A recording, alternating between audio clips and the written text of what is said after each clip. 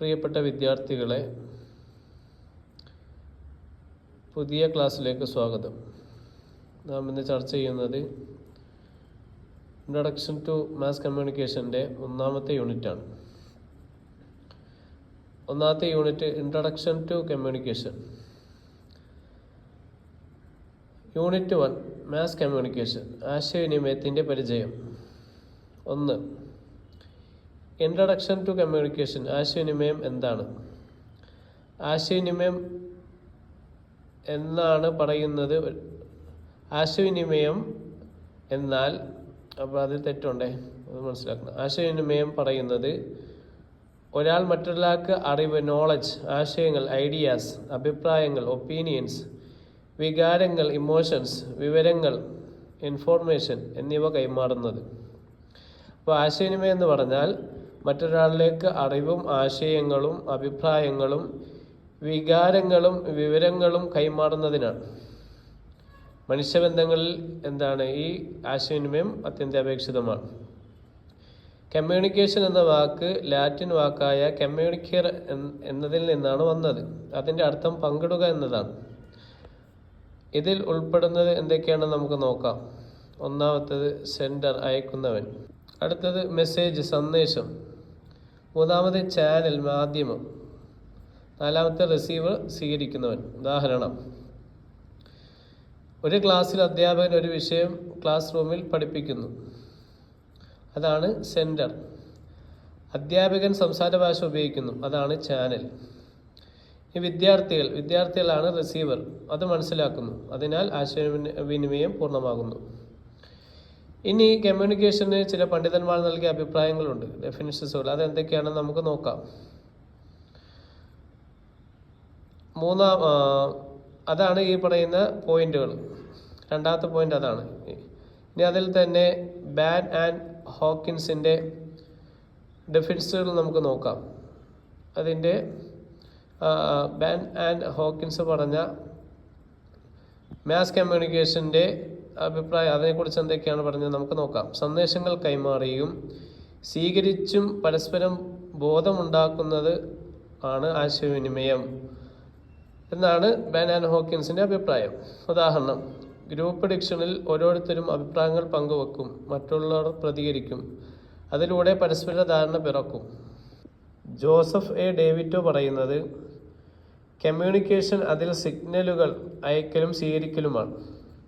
എന്നാൽ ചിലപ്പോൾ നോയിസ്, ശബ്ദക്കുഴപ്പം കാരണം അതിൽ തടസ്സമുണ്ടാകും. ഫീഡ്ബാക്ക് അതിൻ്റെ പ്രധാന ഘടകമാണ്. പ്രതികരണം. ഉദാഹരണം: ഫോൺ സംഭാഷണത്തിൽ സന്ദേശം തെറ്റായി കേൾക്കാം. ഫോൺ സംഭാഷണത്തിൽ പറയുന്ന ആളുടെ ശബ്ദം തെറ്റായി കേൾക്കാം. അതിനാൽ വീണ്ടും ചോദിക്കേണ്ടി വരും.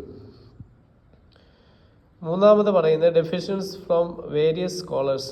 നമ്മൾ പറഞ്ഞ പ്രശസ്തരുടെ വ്യാഖ്യാനങ്ങളാണ്. ഓക്സ്ഫോർഡ് ഡിക്ഷണറി: ശബ്ദം, എഴുത്ത്, ചിഹ്നം മുതലായവ ഉപയോഗിച്ച് വിവരങ്ങൾ കൈമാറുന്നത്. ഉദാഹരണം: ട്രാഫിക് നിയന്ത്രിക്കാൻ കൈസൂചനകൾ ഉപയോഗിക്കുന്നത്. ജോൺ എഡയർ പറയുന്നത് ഒരു വ്യക്തി മറ്റൊരാളെ സമീപിച്ച് അവൻ മനസ്സിലാക്കുന്ന കാര്യങ്ങൾ എന്നാണ്. ഇനി ഉദാഹരണം: രണ്ടുപേർക്ക് ഭാഷ അറിയില്ലെങ്കിലും നേരത്തെ ചിഹ്നങ്ങളോടെ ആശയവിനിമയം നടത്താം. വില്യം ന്യൂമാൻ ആൻഡ് ചാർലിസ് സോമർ പറയുന്നത് രണ്ടിലധികം ആളുകൾ തമ്മിൽ ആശയങ്ങൾ, വസ്തുതകൾ, വികാരങ്ങൾ എന്നിവ കൈമാറുന്നതിനാണ് കമ്മ്യൂണിക്കേഷൻ എന്ന് പറയുന്നത്. ഉദാഹരണം: നേതാവിൻ്റെ സംസാരത്തിലൂടെ ആളുകൾ പ്രചോദനം ഉണ്ടാകുന്നു. ഇനി പീറ്റർ ലിറ്റിൽ: വ്യക്തികൾക്കും സ്ഥാപനങ്ങൾക്കും ഇടയിൽ വിവരങ്ങൾ കൈമാറി ഉദ്ദേശിച്ച ഫലം ഉണ്ടാക്കുക. ഉദാഹരണം: കമ്പനി ജോലി നിർദ്ദേശങ്ങൾ ജീവനക്കാരിലേക്ക് അയക്കുന്നു. ലോയിസ് എ അലൻ: ശ്രവണവും പ്രതികരണവുമുള്ള തുടർച്ചയായ ബ്രിഡ്ജ് ഓഫ് മീനിങ്, അർത്ഥവുമായുള്ള പാലം ആകുന്നു എന്നാണ് അദ്ദേഹത്തിൻ്റെ കമ്മ്യൂണിക്കേഷനുള്ള ഡെഫിനിഷൻ. ഉദാഹരണം: കൗൺസിലിങ്ങിൽ ഇരുവരും ശ്രദ്ധിച്ചും പ്രതികരിച്ചും ആശയവിനിമയം നടത്തണം.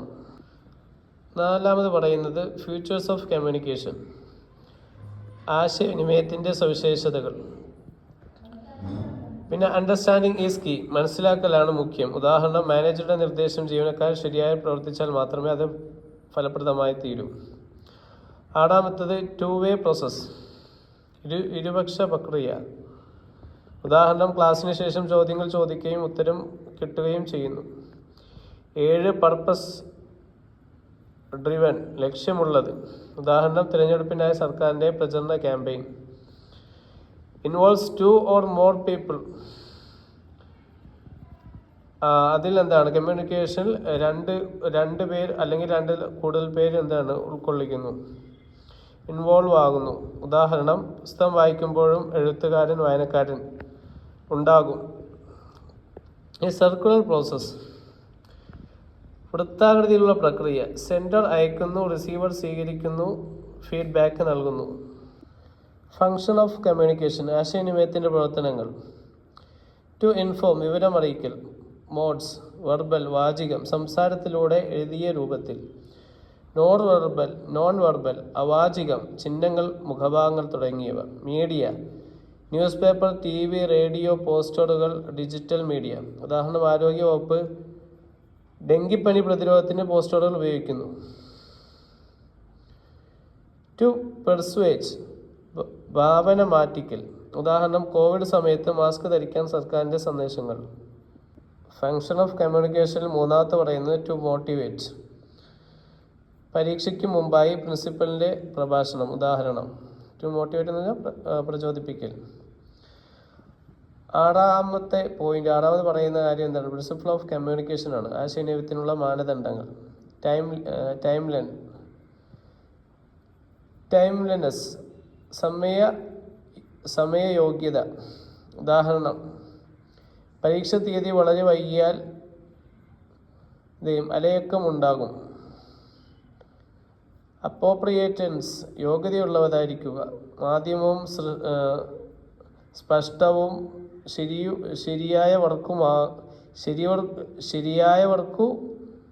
ശരിയായ വർക്കായും ആകണം. യോഗ്യതയുള്ളതായിരിക്കണം. മാധ്യമം എങ്ങനെയുള്ള സ്പഷ്ടമായിരിക്കണം, ശരിയായതും ആയിരിക്കണം, ശരിയായ വർക്കുള്ളതും ആയിരിക്കണം. അവോയ്ഡ് സാങ്കേതിക വാക്കുകൾ സാധാരണ ആളുകൾ ഉപയോഗിച്ച് സംസാരിക്കുമ്പോൾ. പിന്നെ അപ്പോൾ പ്രിൻസിപ്പിൾസ് ഓഫ് കമ്മ്യൂണിക്കേഷൻ 1 സമയയോഗ്യത ടൈംലെസ്, രണ്ടാമത്തേത് യോഗ്യതയുള്ളതായിരിക്കുക, മൂന്നാമത്തേത് ഫീഡ്ബാക്ക് പ്രതികരണം. റിസീവറിൻ്റെ പ്രതികരണം ആശയവിനിമയം കൂടുതൽ ഫലപ്രദമാക്കും. ഇനി പറയുന്നത് ഹിസ്റ്റോറിക്കൽ മൈൽ സ്റ്റോൺസ് ആണ്, ചരിത്രപരമായ സംഭവങ്ങൾ.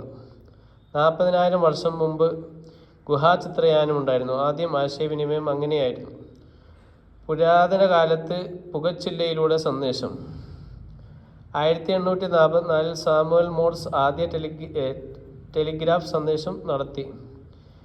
ഏറ്റവും സാധാരണമായ നോൺ വെർബൽ കമ്മ്യൂണിക്കേഷൻ കണ്ണുകളിലൂടെയുള്ള ഐ കോണ്ടാക്ട്.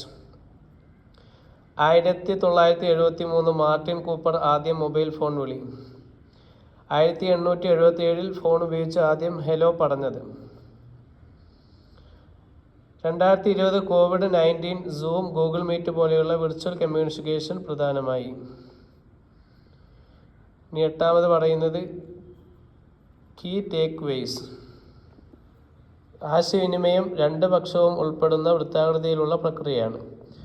സെൻഡർ വ്യക്തിഗത, ക്ലാരിറ്റി ആശയം എത്രമായി എത്തിക്കപ്പെടും എന്നതിനെ ബാധിക്കുന്നു. ഫീഡ്ബാക്ക് പരസ്പര ധാരണയും ബന്ധവും മെച്ചപ്പെടുത്തുന്നു. ഫലപ്രദമായ ആശയവിനിമയം സമയോചിതവും യോജിച്ചതും ലക്ഷ്യബോധമുള്ളതുമായിരിക്കണം. ഇനി എസ്സേ ക്വസ്റ്റ്യൻസ് ആണ്. What is the communication and why is it important in human society? ആശയവിനിമയം എങ്ങനെ നിർവചിക്കാം? മനുഷ്യ സമൂഹത്തിൽ അതിൻ്റെ പ്രാധാന്യം എന്താണ്? നമുക്ക് മലയാളത്തിൽ എഴുതാവുന്നത് കൊണ്ട് ഞാൻ ഇംഗ്ലീഷ് വായിക്കുന്നില്ല, അതിൻ്റെ മലയാളം വായിക്കാം. ആശയവിനിമയം എന്താണ് പറയുന്നത്? ഒരാൾ മറ്റൊരാളിലേക്കോ ഗ്രൂപ്പിലേക്കോ അറിവ്, ആശയങ്ങൾ, വികാരങ്ങൾ, അഭിപ്രായങ്ങൾ, വിവരങ്ങൾ എന്നിവ കൈമാറുന്നത്. കമ്മ്യൂണിക്കെയർ എന്ന ലാറ്റിൻ പദത്തിൽ നിന്നാണ് കമ്മ്യൂണിക്കേഷൻ എന്നത് വന്നത്. അതിൻ്റെ അർത്ഥം പങ്കിടുക എന്നതാണ്. ആശയവിനിമയം മനുഷ്യബന്ധങ്ങൾ സ്ഥാപിക്കാൻ, പരസ്പരം മനസ്സിലാക്കാൻ, തീരുമാനമെടുക്കാൻ എന്നിവയ്ക്ക് അത്യന്താപേക്ഷിതമാണ്. അതില്ലാതെ തെറ്റിദ്ധാരണകൾ ഉണ്ടാകാം. ആശയവിനിമയം മൂലം സംസ്കാരവും മൂല്യങ്ങളും പാരമ്പര്യങ്ങളും തലമുറകളിൽ നിന്ന് മറ്റതിലേക്ക് കൈമാറുന്നു. ജോസഫ് ഡേവിറ്റോ, ലൂയിസ് അലൻ തുടങ്ങിയവർ ആശയവിനിമയത്തെ സിഗ്നലുകളും ഫീഡ്ബാക്കും അടങ്ങുന്ന ഒരു വൃത്താകൃതിയിലുള്ള പ്രക്രിയയായി കാണുന്നു.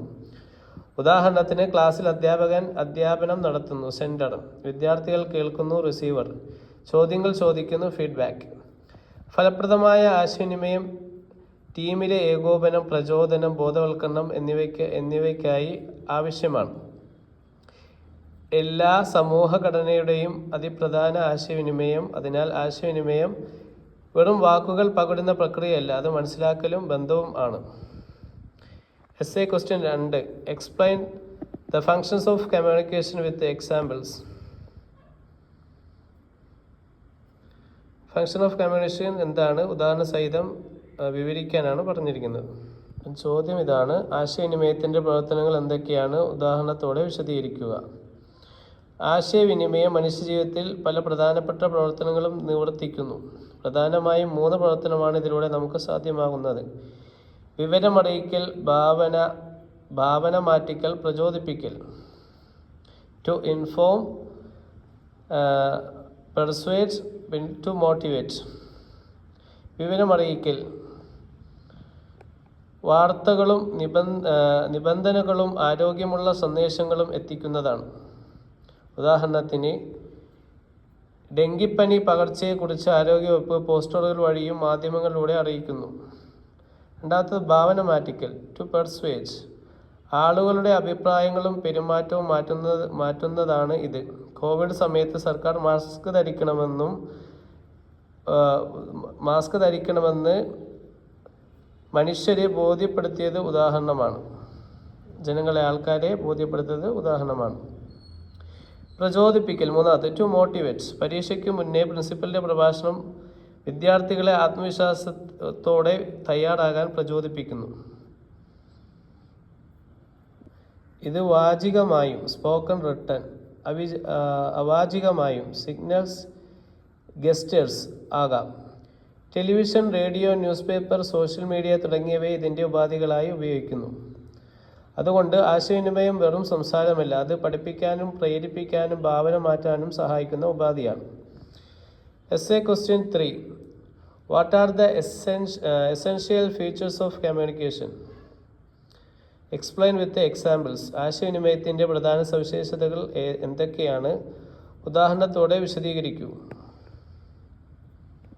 ആശയവിനിമയം മനുഷ്യജീവിതത്തിൽ ചില പ്രധാനപ്പെട്ട പ്രവർത്തനങ്ങളും നിവർത്തിക്കുന്നു. പ്രധാനമായും 3 പ്രവർത്തനങ്ങളാണ് ഇതിലൂടെ നമുക്ക് സാധ്യമാകുന്നത്: വിവരമറിയിക്കൽ, ഭാവന മാറ്റിവെക്കൽ, പ്രചോദിപ്പിക്കൽ. ഞാൻ ഇപ്പോൾ പറഞ്ഞത് നേരത്തെ ഇതായിരുന്നു. ഇപ്പോൾ നമുക്ക് അടുത്ത ആശയവിനിമയത്തിൻ്റെ പ്രധാന സവിശേഷതകളെക്കുറിച്ചുള്ളതാണ് അടുത്ത 3ാമത്തെ എസ്സേ ക്വസ്റ്റ്യൻ. അതിനെക്കുറിച്ചുള്ള നമുക്ക് ഉത്തരം നോക്കാം. ആശയവിനിമയത്തിന് ചില പ്രധാന സവിശേഷതകളുണ്ട്. ഇവയെ അറിയുന്നതിലൂടെ ഫലപ്രദമായ ആശയവിനിമയം സാധ്യമാകും. ആശയവിനിമയത്തിൻ്റെ സവിശേഷതകൾ. മനസ്സിലാക്കലാണ് പ്രധാനം. 1. മനസ്സിലാക്കൽ പ്രധാനമാണ്. അയച്ച സന്ദേശം സ്വീകരിക്കുന്നവൻ മനസ്സിലാക്കണം. ഉദാഹരണത്തിന്, മാനേജർ നൽകിയ നിർദ്ദേശം ജീവനക്കാരൻ മനസ്സിലാക്കി ശരിയായി പ്രവർത്തിച്ചാൽ മാത്രമേ ഫലം ലഭിക്കൂ. ഇരുപക്ഷ പ്രക്രിയ. ആശയവിനിമയം 2 പേരെ ഉൾപ്പെടുന്ന പ്രക്രിയയാണ്. വിദ്യാർത്ഥി അധ്യാപകനോട് ചോദ്യം ഉയർത്തുന്നു, അധ്യാപകൻ മറുപടി നൽകുന്നു. ഇതാണ് ഇരുപക്ഷം. 2-way കമ്മ്യൂണിക്കേഷൻ എന്ന് നമുക്ക് പറയാം. പിന്നെ ലക്ഷ്യമുള്ളത്. ഓരോ ആശയവിനിമയത്തിനും ഒരു ലക്ഷ്യമുണ്ടാകും. രാഷ്ട്രീയ പ്രഭാഷണം പൗരന്മാരെ സ്വാധീനിക്കാൻ ലക്ഷ്യമിടുന്നു.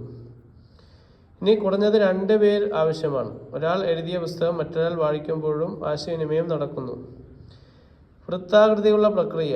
അയക്കൽ, സ്വീകരിക്കൽ, പ്രതികരണം എന്നിങ്ങനെ ഒരു വൃത്തത്തിൽ തിരിഞ്ഞു നടക്കുന്ന പ്രക്രിയയാണ് അഞ്ചാമത്തെ ആശയവിനിമയത്തിൻ്റെ പ്രധാന ഘടകങ്ങൾ. സവിശേഷതകൾ. ആശയവിനിമയത്തിൻ്റെ സവിശേഷതകൾ. ഈ സവിശേഷതകൾ ആശയവിനിമയത്തെ ഫലപ്രദമാക്കുന്നു. അതിനാൽ ആശയവിനിമയം ഒരു വ്യക്തിയുടെ വാക്കുകൾ പരത്തുന്നതിലുപരി അതൊരു ജവാബ് ഉൾക്കൊള്ളുന്ന ഉദ്ദേശമുള്ള പ്രക്രിയയാണ്. 4ാമത്തെ എസ്സേ ക്വസ്റ്റ്യൻ. ആശയവിനിമയത്തിൻ്റെ അടിസ്ഥാന ഘടകങ്ങൾ വിശദീകരിക്കുക ഉദാഹരണങ്ങളിലൂടെ. ചോദ്യം ഇതാണ്: describe the basic elements of communication, use practical examples. ആശയവിനിമയത്തിൻ്റെ അടിസ്ഥാന ഘടകങ്ങൾ വിശദീകരിക്കൂ ഉദാഹരണ സഹിതം. ആശയവിനിമയത്തിന് 4 പ്രധാന ഘടകങ്ങളുണ്ട്. 1. സെൻഡർ, അയക്കുന്നവൻ. സന്ദേശം തയ്യാറാക്കി അയക്കുന്നയാളാണ്. ഉദാഹരണം, അധ്യാപകൻ ക്ലാസ് ഒരുക്കുന്നത്. 2. മെസ്സേജ്, സന്ദേശം. അയക്കേണ്ടിയിരിക്കുന്ന വിവരങ്ങളാണ് മെസ്സേജ്, സന്ദേശം എന്ന് പറഞ്ഞാൽ. ഉദാഹരണം, അധ്യാപകൻ പഠിപ്പിക്കുന്ന വിഷയം. 3. ചാനൽ, മാധ്യമം. സന്ദേശം അയക്കാൻ ഉപയോഗിക്കുന്ന മാർഗങ്ങളാണ് ചാനൽ. ഇത് വാചികമായോ എഴുത്തായോ ചിഹ്നങ്ങളായോ ആകാം. ഉദാഹരണം, അധ്യാപകൻ ക്ലാസ്സിൽ സംസാരിക്കുന്നത് വാചിക ചാനലാണ്. 4. റിസീവർ, സ്വീകരിക്കുന്നവൻ, സന്ദേശം സ്വീകരിക്കുന്നവരാണ്. ഉദാഹരണം, ക്ലാസ്സിൽ കേൾക്കുന്ന വിദ്യാർത്ഥികൾ.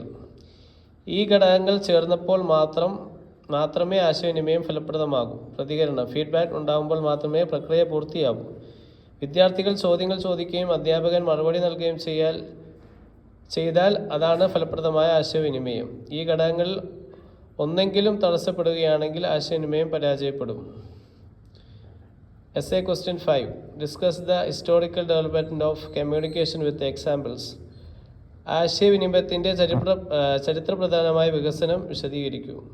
എക്സാമ്പിൾസ് ഒന്നുണ്ട്, ഉദാഹരണ സഹിതം. ആശയവിനിമയം സഹസ്രാബ്ദങ്ങളായി വികസിച്ചുകൊണ്ടിരിക്കുന്നു. ഏകദേശം 40,000 വർഷം മുമ്പ് ഗുഹാചിത്രങ്ങൾ ആശയവിനിമയത്തിന് ഉപയോഗിച്ചിരുന്നു. ഈ ചിത്രങ്ങൾ കഥകളും സന്ദേശങ്ങളും പകർന്നു. പുരാതന കാലത്ത് പുകച്ചില്ലകൾ സന്ദേശങ്ങൾ കൈമാറാൻ ഉപയോഗിച്ചു. യുദ്ധങ്ങളിലും അടിയന്തരാവസ്ഥകളിലും ഇത് സഹായിച്ചു. 1844 സാമുവൽ മോർസ് ടെലിഗ്രാഫ് ആവിഷ്കരിച്ചു. ഇത് വൈദ്യ സിഗ്നൽ ഉപയോഗിച്ച് സന്ദേശം അയക്കാൻ സഹായിച്ചു. 1877 ഫോൺ ഉപയോഗിച്ചു. അതിലൂടെയാണ് ആദ്യമായി ഹലോ എന്ന വാക്ക് പറയപ്പെട്ടത്. 1973 മാർട്ടിൻ കൂപ്പർ ആദ്യം മൊബൈൽ ഫോൺ വിളി നടത്തി. ഇതോടെ വയർലെസ് ആശയവിനിമയത്തിന് തുടക്കം കിട്ടി. COVID-19 കാലത്ത് 2020 സൂം, ഗൂഗിൾ മീറ്റ് പോലുള്ള പ്ലാറ്റ്ഫോമുകൾ വഴിയാണ് ആശയവിനിമയം നടന്നത്. ഉദാഹരണമാണ്. ഈ വികസനങ്ങൾ കാണിക്കുന്നത് മാനുഷിക ആശയവിനിമയം സൂചനകളിൽ നിന്ന് ടെക്നോളജിയിലേക്കുള്ള വളർച്ചയാണ്.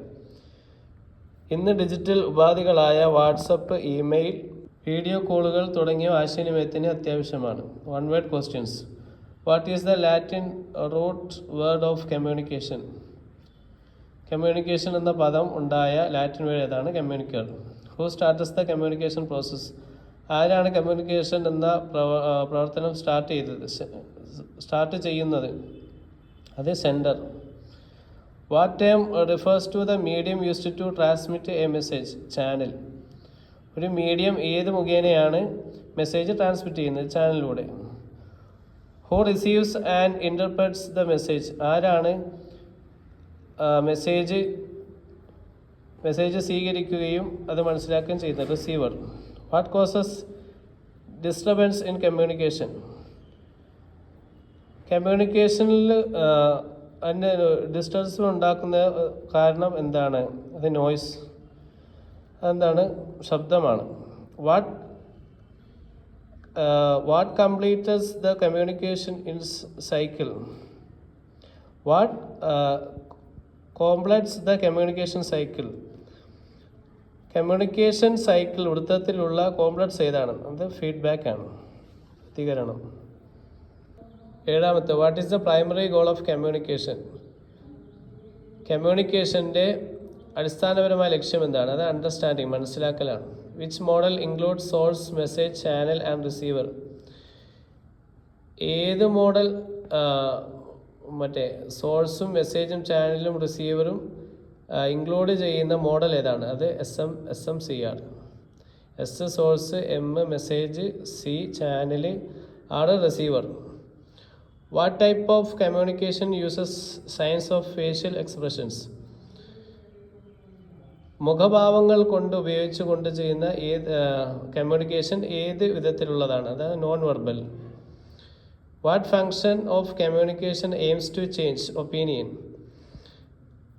കമ്മ്യൂണിക്കേഷൻ്റെ ഏത് പ്രവർത്തനമാണ് ഒരു ലക്ഷ്യത്തെ മറ്റൊരു ഒപ്പീനിയനിലേക്ക് ചേഞ്ച് ചെയ്യുന്നത്? അത് പെർസുവേഷൻ.